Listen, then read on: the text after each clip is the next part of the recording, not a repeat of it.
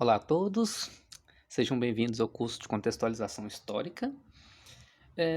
O objetivo do curso é passar pelos principais eventos da história da humanidade, com atenção voltada mais para a contextualização do tema, tá? Eu vou tentar ser menos narrativo aqui. Eu vou optar por uma ordem cronológica, contando a história da humanidade, com o objetivo de desenvolver um pensamento histórico.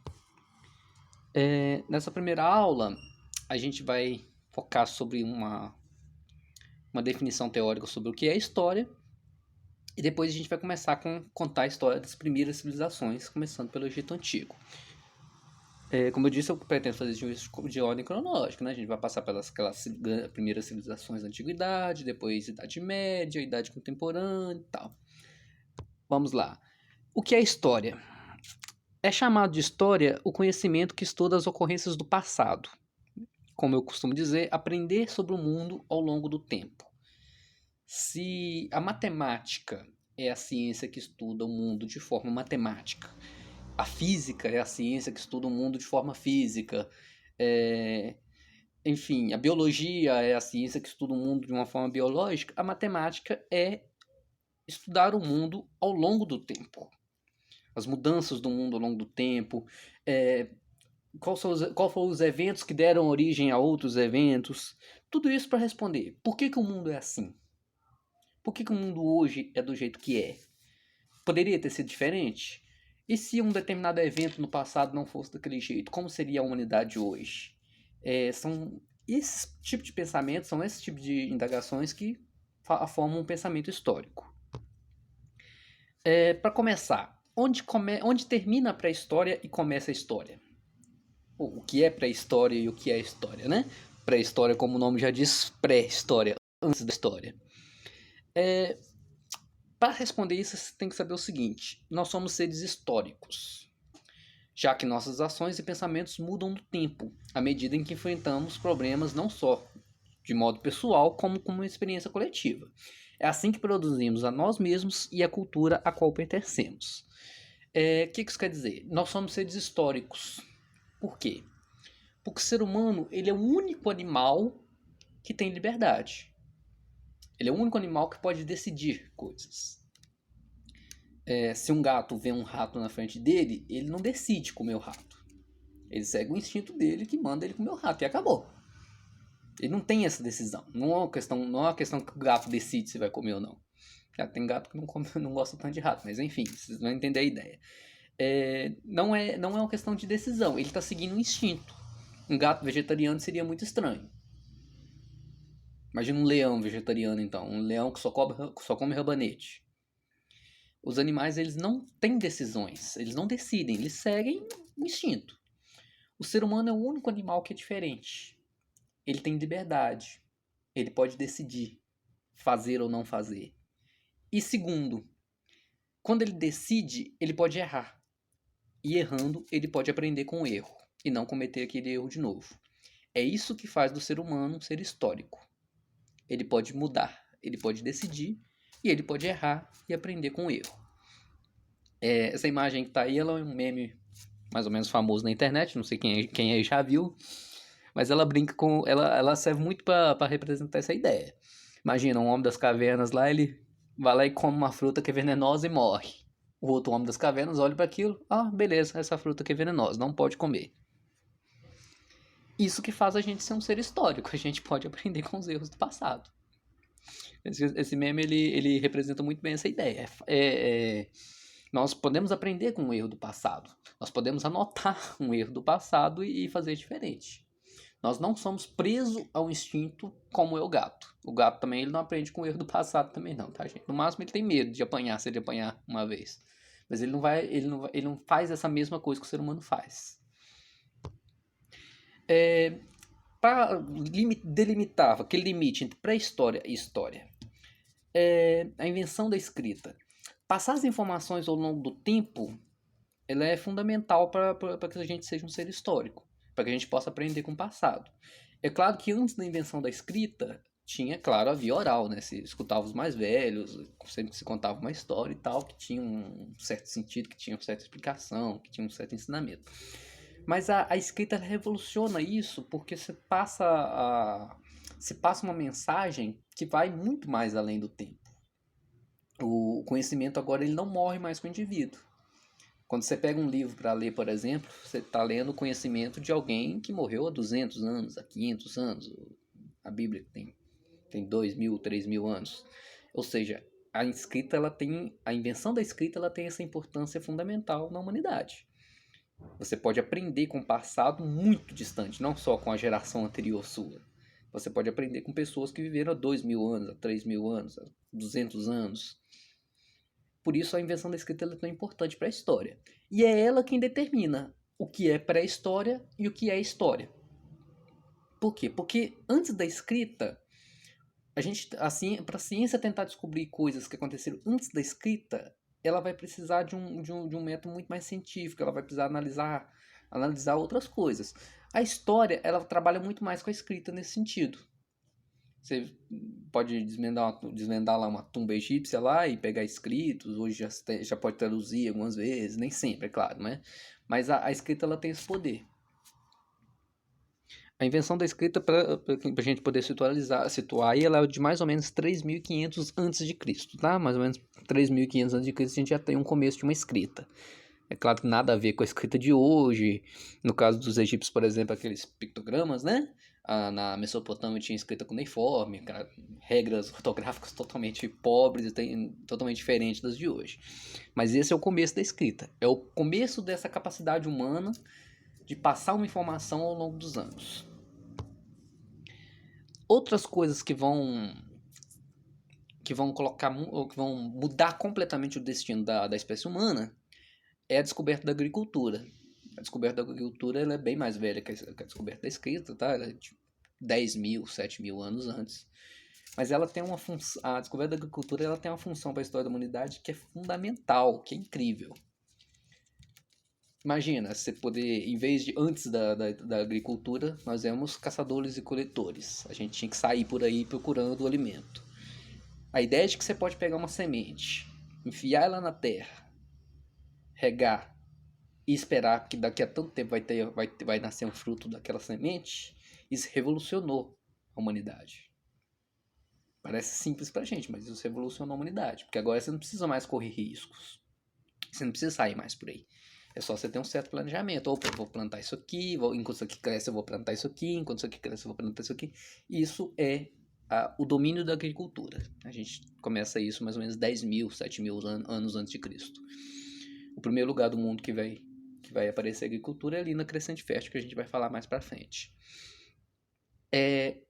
A partir do momento que você começa a plantar, não precisa mais de uma tribo de homens pré-históricos, não precisa mais procurar alimento. Você pode plantar, colocar a semente na terra e esperar nascer, começa a aglomerar, começa a ter várias pessoas vivendo no mesmo lugar. O número de pessoas vivendo no mesmo lugar aumenta muito. Com isso, a gente tem uma segunda descoberta, uma segunda invenção que vai ser genial, fundamental para o nosso desenvolvimento, que é a invenção do Estado. Algum tipo de controle.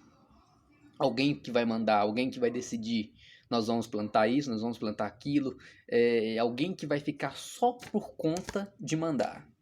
Parece ser um pensamento um pouco estranho, mas esse foi fundamental para o desenvolvimento da humanidade. Um líder, um rei, se você preferir. Alguém que vai controlar as outras pessoas. Alguém que vai se destacar além das outras pessoas e vai controlar tudo. Isso é a invenção do Estado. Vai decidir por mais pessoas. Isso é o Estado. Algo que a gente tem ainda hoje, está muito mais evoluído do que foi no começo da Era Primitiva, né? Naquele começo da Era Primitiva, o Estado sempre se confundia com uma pessoa, um rei, né? E geralmente a autoridade dessa pessoa geralmente é justificada por alguma mitologia. Porque ele descendia dos deuses, porque ele foi escolhido por Deus, porque ele é diferente. Mas isso é o começo daquilo que hoje a gente chama de Estado. Eu vou citar rapidinho o que são fontes históricas, só para também a gente ir contextualizando as coisas. Uma fonte histórica é qualquer coisa que traz uma pista sobre o passado. O trabalho de um historiador ele é muito parecido com o trabalho de um detetive, né? Ele precisa de pistas para reconstruir algo que aconteceu. Como, aquela indagação, o historiador não estava lá para ver como as coisas aconteceram. Assim como o detetive não estava presente na cena do crime, mas através de pistas, ele vai ligando uma coisa com a outra, ele vai pensando, ele vai fazendo todo um trabalho intelectual e vai ligando as coisas até criar uma hipótese de como tudo aconteceu. Tudo isso, é claro, através de pistas. No caso do historiador, através de fontes históricas. É claro que você pode pensar, então, de um modo bem amplo, muita coisa serve como fonte histórica. Obviamente, uma escrita. Você acha uma escrita contando uma história de um rei. Ótimo, isso é uma ótima fonte histórica. Mas não só a escrita serve como fonte histórica. Se você acha, por exemplo, um fóssil de um homem pré-histórico, um esqueleto lá de um homem pré-histórico, e ele estava com um anel no dedo. Opa, você tem uma informação. Há tantos mil anos antes de Cristo a gente já usava anel. Opa, o que isso significa? Será que esse anel significava o quê? Era um símbolo de aliança? Era um símbolo de matrimônio? Era um símbolo de... Repara que você tem uma pista. É claro que você vai precisar de outras pistas para criar uma teoria. Mas toda vez que você encontra uma fonte histórica, você tem uma pista de como era o passado. Né? O que mais que serve como fonte histórica ali de fósseis, obviamente, escrita, moedas, restos de construções, enfim, qualquer coisa que servir de pista para o historiador reconstruir o passado. Combinado? A gente vai falar então sobre a antiguidade, para começar a contar. Vamos começar a contar a história da humanidade agora. Vamos falar sobre a antiguidade e as primeiras civilizações. A humanidade começou, o que a gente pode chamar de humanidade, começou ali na onde que é o crescente fértil. É onde é o berço das civilizações. Por que crescente fértil? Essa é uma região ali no Oriente Médio, pega o norte da África e pega todo o Oriente Médio ali, né? Atual Egito, Israel, Arábia, Palestina, aquela região toda ali. Porque ali foi o crescente fértil? Foi ali onde tinham grandes rios e foram onde foi descoberta a agricultura. Lembra de todo aquele processo. A agricultura, as pessoas colocam uma sementinha na terra, pode aguardar ali que daqui a pouco vai nascer um fruto, não precisa mais ficar procurando. Isso acumula pessoas, o acúmulo de pessoas gera cidades. Quando gera uma cidade precisa de um governo, e assim nasce o Estado. E assim nasceram as primeiras civilizações. Ali no norte do Egito, você tem o rio Nilo. E mais no Oriente Médio, onde hoje é o Irã, Iraque, tem os dois rios, o rio Tigres e o Eufrates, que gera a região da Mesopotâmia. É nesses dois pontos que vão começar as primeiras grandes civilizações. Povos que vão começar com a agricultura, vão começar a se localizar na beirada dos rios, né? Afinal, eles vão fazer agricultura, eles precisam de água. Logo, eles vão se acumular na beirada dos rios. É onde vai surgir sempre as primeiras civilizações. Toda grande civilização surgiu na beira de um grande rio, sempre. Como primeira civilização que a gente vai estudar aqui, talvez o Egito Antigo ele é com certeza a civilização que mais causa mais um certo espanto nas pessoas, né? Acho que as pessoas têm muita curiosidade a respeito do Egito Antigo. Acho que essa curiosidade ela é muito criada pelo cinema, né? Sempre tem uma aura mística em filmes com o Egito Antigo. E é um clichê, mas é um clichê que tem uma certa razão. O Egito Antigo ele desperta muitos sentimentos a gente. Porque foi uma civilização que durou muitos anos e teve um conhecimento, assim, absurdo. Era um povo que era muito diferente da gente, mas que tinha um conhecimento que nos assusta até hoje. Talvez é por isso que ele causa tanto espanto. É uma fantástica civilização negra, não podemos esquecer disso, banhada pelo gigante do Rio Nilo. Por que uma civilização negra? A gente tem que lembrar, o Egito fica na África. Causa um certo problema nisso, por quê? Porque hoje em dia a população egípcia ela é majoritariamente branca. Mas por quê? Porque o Egito foi colonizado pela Inglaterra, ali na Idade Média o Egito foi invadido pelos árabes, que eram brancos e tal, Então acaba que a gente acaba esquecendo disso. Mas aquele povo do Antigo Egito, que deveria aparecer nos filmes, eram negros. É uma civilização africana. Só para tentar já ir atualizando, todo mundo sabe, os egípcios eram governados por um faraó, eles tinham uma religião politeísta, mas a gente vai ser mais profundo nisso mais para frente. Só pra gente criar um certo clima aqui, ó. Essa estátua do faraó Tutankhamon ela é muito famosa, feita em ouro maciço. Ali embaixo a gente tem uma imagem com alto relevo da escrita egípcia, tá? Lembra que a gente falou atrás sobre a invenção da escrita, como isso é fundamental no desenvolvimento de uma civilização. As origens da civilização egípcia. Por volta de 4.000 a.C., existia na região do Nilo diversas aldeias de grupos humanos seminômades. Por que seminômades? Porque, obviamente, essas invenções que eu falei atrás, como a agricultura, a invenção do Estado, isso não é uma coisa fixa. Isso não acontece de uma vez e nem no mundo inteiro. É um processo que, naquela época, ainda mais naquela época, as coisas aconteciam muito devagar. Todo o processo acontecia muito devagar. Então não foi do dia para a noite que a agricultura foi descoberta. Não é a partir do dia tal, alguém enfiou a semente na terra e aprendeu a agricultura, pá, a partir de amanhã a gente não anda. Não é assim. Primeiro a gente era um grupo nômade, depois a gente passou a ser seminômades, quer dizer, a gente dominava a agricultura, mas de vez em quando vinha uma seca e aquele terreno ali já não ficava tão bom mais, aí tinha que sair, tinha que procurar outra área. Então, esses processos eles não são de uma vez, tá? A maioria quando a gente fala em história, qualquer mudança histórica, ela não é de uma vez, tá? Hoje em dia as coisas acontecem muito mais rápido. Os noticiários de jornal acontecem muito de uma vez, tá? E o coronavírus como um ótimo exemplo. O coronavírus ele surgiu lá na China numa semana, na outra semana já estava o mundo inteiro preocupado. Hoje em dia as coisas acontecem muito mais rápido. Mas quando a gente fala em tempos passados, os processos eram muito lentos. Então, por exemplo, quando eu disse que a agricultura foi inventada entre 10.000 e 7.000 anos de Cristo, é porque eu estou jogando uma margem bem larga mesmo, porque não tem uma data certa, tá? Assim como a invenção de escrita, 3.500 anos de Cristo também não é uma data certa, tá? Não é que em 4.501 anos de Cristo não tinha inventado a escrita ainda, e 4.000... Enfim, você entendeu, embolei aqui, mas deu para entender. Então, por volta de 4.000 anos de Cristo, na onde que hoje é o Egito, havia grupos seminômades.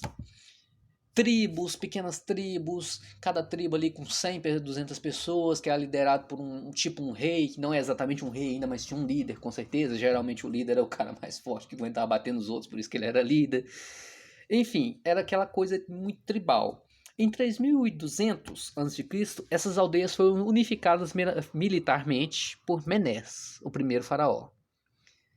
Que a gente tira daí? Sempre tem as tribos, sempre tem um líder, né? Mas sempre tem um líder que vai além.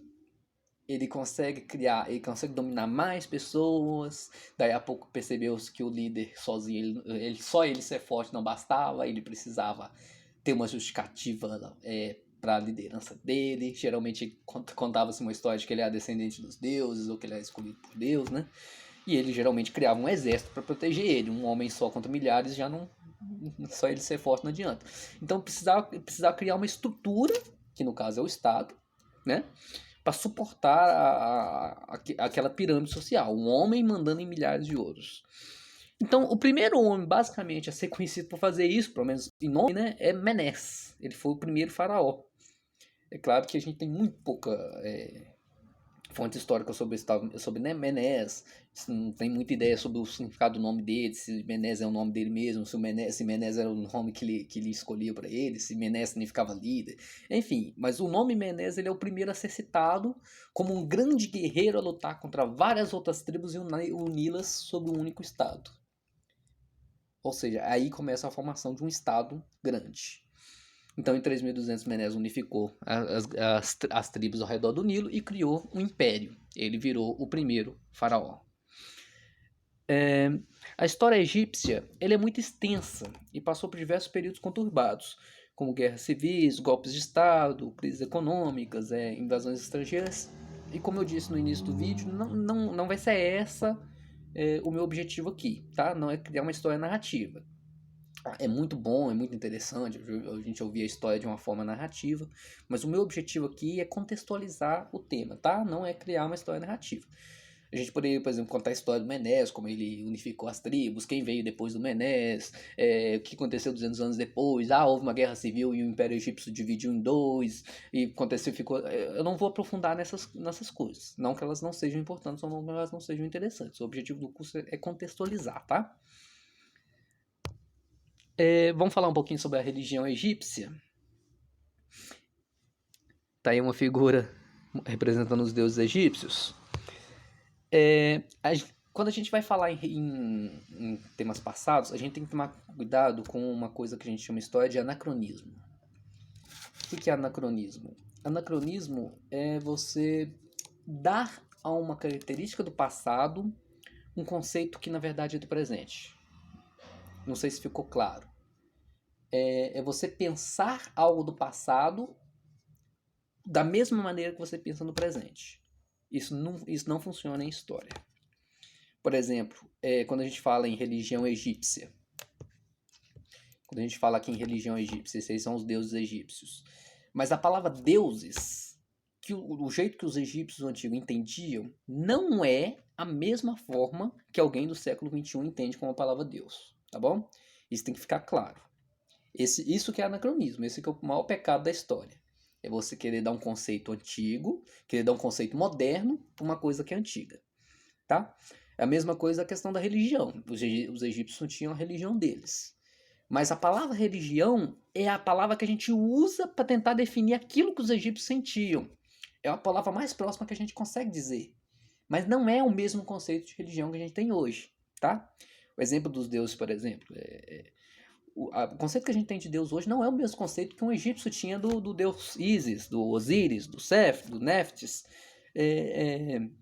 Só para dar um exemplo, os deuses egípcios eles são imortais, mas eles não são perfeitos. A noção que nós temos de Deus hoje, na maioria das religiões, é de um Deus perfeito, onisciente, onipresente. Os egípcios não tinham isso. Os deuses deles não eram perfeitos. Você pega, por exemplo, a mitologia grega, que a gente vai chegar, ainda vai passar por ela mais pra frente, você vê, os deuses gregos eles são cheios de defeito. São invejosos, Zeus é infiel, Zeus é um malandro, Afrodite sabe, são cheios de defeitos. Geralmente eles são invejosos, eles têm ira, né? Poseidon ficava virado e metia terremoto pra todo lado porque tava com raiva. Quer dizer, é uma característica que a gente não consegue pensar no conceito de Deus que nós temos hoje. Ou seja, vou repetir, cuidado com o anacronismo. Quando a gente está falando de religião egípcia, não é o mesmo conceito de religião que nós temos hoje. Quando nós estivermos falando de deuses egípcios ou deuses gregos, não é o mesmo conceito de Deus hoje. Isso vai servir para qualquer outra coisa, tá?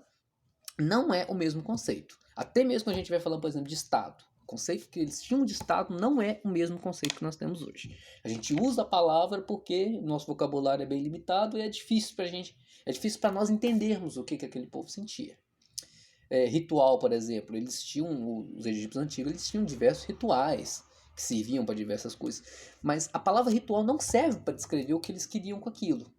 Muitas vezes era um ritual para fazer chuva, um ritual para parar a chuva, tinha um ritual para Isis, se não me engano, que era para manter a ordem do universo. Se não fizesse aquele ritual, o céu ia desabar no chão. Mas não é o mesmo conceito que nós temos hoje quando uma determinada religião ela tem um determinado ritual. Tá? A gente não pode cometer esse erro de anacronismo. A mitologia grega, assim como a mitologia egípcia, perdão, assim como a grega, as mitologias elas sempre buscam uma explicação para a origem do mundo e da natureza, para todos os eventos desconhecidos pela ciência. É claro que naquela época não tinha uma explicação para de onde o mundo veio, quem criou o mundo, de onde ele veio, por que as coisas são assim.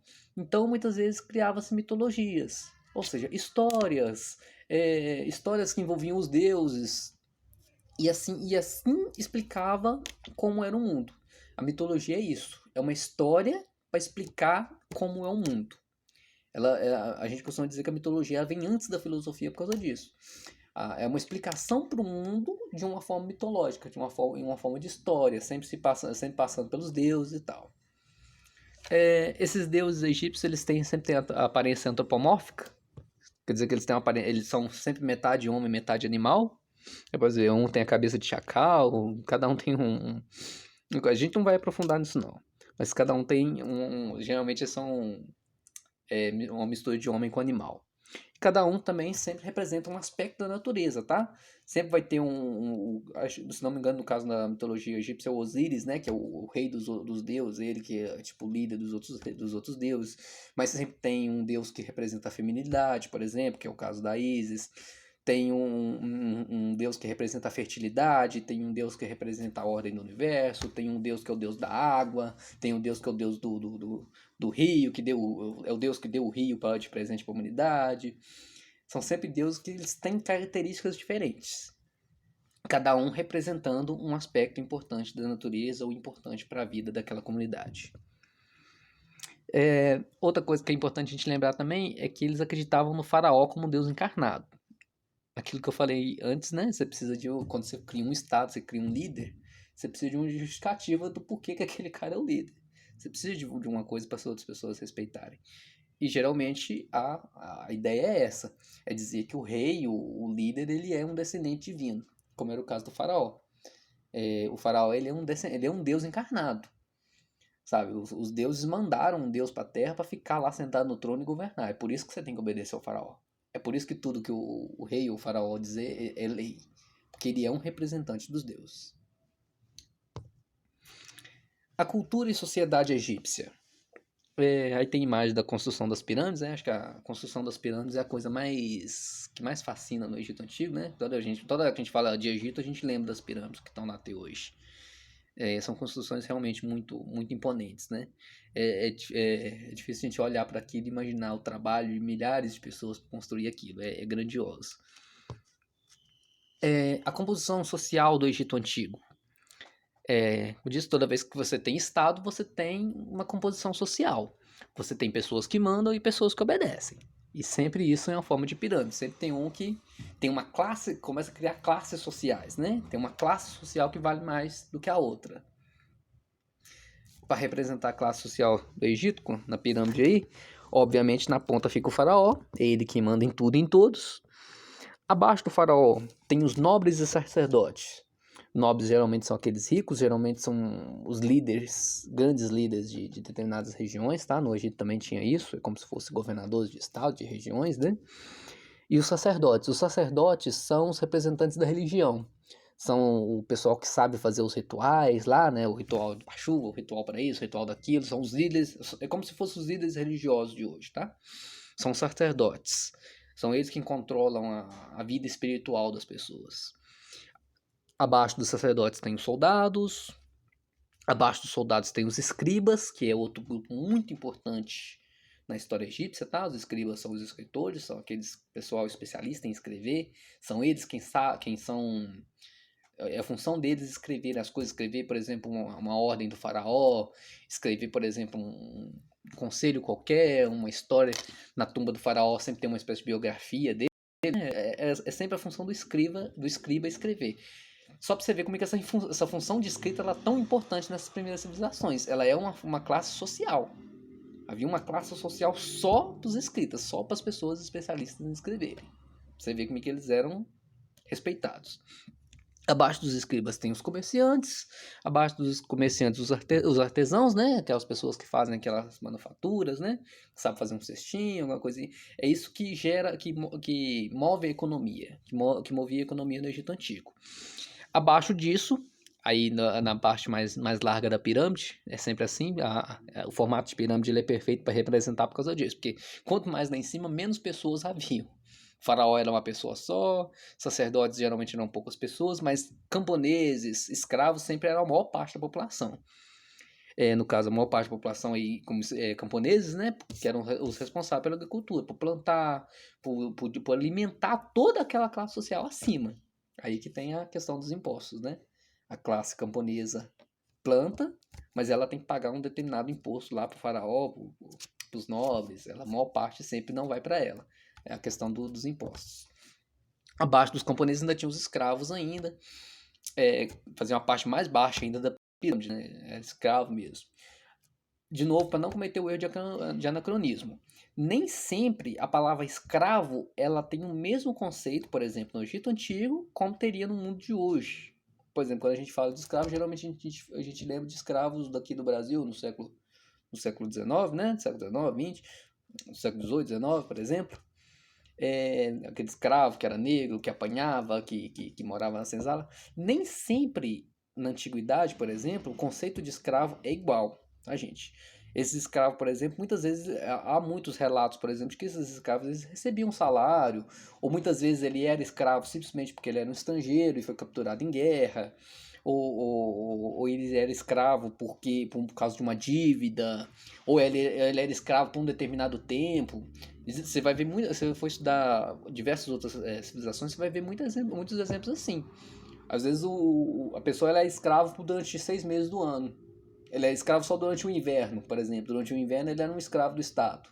Durante o restante ele era livre. De novo, aquela questão do anacronismo. Nem sempre a palavra leva o mesmo conceito de atualmente. Tá bom? A economia egípcia era uma parte, é claro, era de agricultores e criadores de gado, né?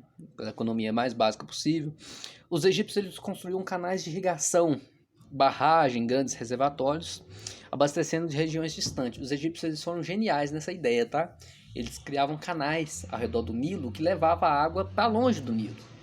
É por isso que eles dominaram uma região que era desértica. É por isso que o Egito é uma civilização fascinante, porque ele conseguiu dominar uma região que era desértica. Tudo isso graças ao rio Nilo, é claro. Mas eles criaram centenas de quilômetros de canais para levar água em regiões distantes do rio. Reservatórios, barragens. Eles dominavam essa tecnologia hidráulica, vamos dizer assim. Bom, vamos brincar com umas curiosidades sobre o Egito, que as pessoas sempre acham interessante. Algumas curiosidades sobre o Egito Antigo. Os egípcios eles idolatravam os gatos como se eles fossem deuses, tá? De novo, aquela questão do anacronismo. Um animal pode ser considerado um deus. Tá aí uma ideia que ela é impossível para nós hoje, né? Mas para os egípcios, por exemplo, os gatos eram praticamente um deus. Matar um gato era punível com a morte, obviamente, né? Se ele era considerado um deus, é claro que maltratar um deus fica bem chato, né? Ele era punível com a morte, né? Aquele seu vizinho que pôs veneno pro seu gato uma vez, agora você pode imaginar ele no Egito Antigo sendo condenado à morte. Não que eu tenha algum ressentimento contra algum vizinho meu, mas vocês entenderam. Outra curiosidade interessante é que quando um gato morria, o seu dono tinha que raspar a sobrancelha, era um sinal de luto. Uma outra curiosidade sobre o Egito, a cerveja era usada como moeda.